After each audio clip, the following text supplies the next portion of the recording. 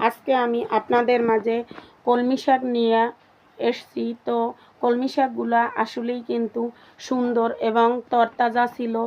তো কলমি শাকগুলা সুন্দরভাবে বেছে নিতে হবে এবং শামুক থাকতে পারে।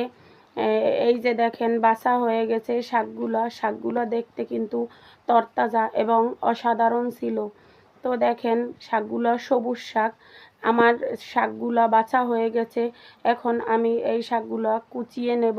দেখেন কুচানো হয়ে গেছে আমার শাকগুলা, কত সুন্দর অসাধারণ।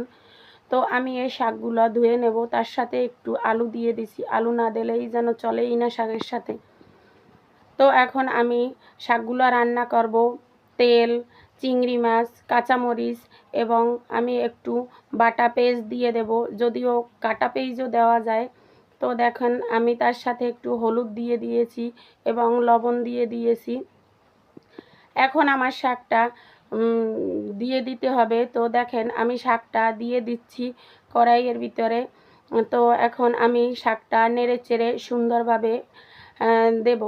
আলুটা ভালোভাবে ভেঙে দিলে শাকটা খুব সুন্দর হয়।